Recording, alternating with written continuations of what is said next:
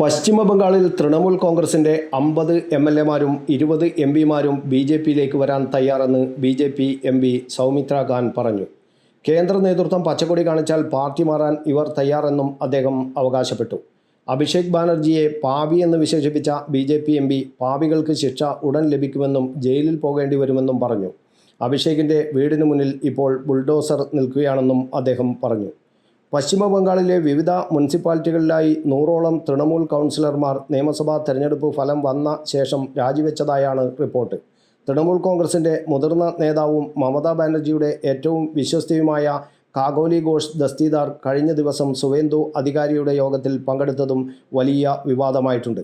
ഇവർക്ക് കേന്ദ്രം Y category സുരക്ഷയും അനുവദിച്ചിട്ടുണ്ട്. എന്നാൽ സൗമിത്ര ഖാൻ്റെ അവകാശവാദങ്ങൾ തൃണമൂൽ കോൺഗ്രസ് തള്ളി. ഇത് നുണപ്രചാരണം മാത്രമാണെന്നും പാർട്ടിക്കുള്ളിൽ കുഴപ്പങ്ങളൊന്നുമില്ലെന്നും തൃണമൂൽ MP സൗഗത റായ് പ്രതികരിച്ചു. ബംഗാളിൽ അടുത്ത വർഷം തദ്ദേശ സ്വയംഭരണ സ്ഥാപനങ്ങളിലേക്കുള്ള തെരഞ്ഞെടുപ്പ് നടക്കാനിരിക്കെയാണ് തൃണമൂൽ കോൺഗ്രസിലെ കലഹങ്ങളും കൂറുമാറ്റ ഭീഷണികളും പുറത്തുവരുന്നത്. ഇതോടൊപ്പം അഴിമതി ആരോപണങ്ങളും കേന്ദ്ര ഏജൻസികളുടെ അന്വേഷണങ്ങളും മമതാ ബാനർജിയെയും സംഘത്തെയും കൂടുതൽ സമ്മർദ്ദത്തിലാക്കുന്നുണ്ട്. News bureau, Kannur media.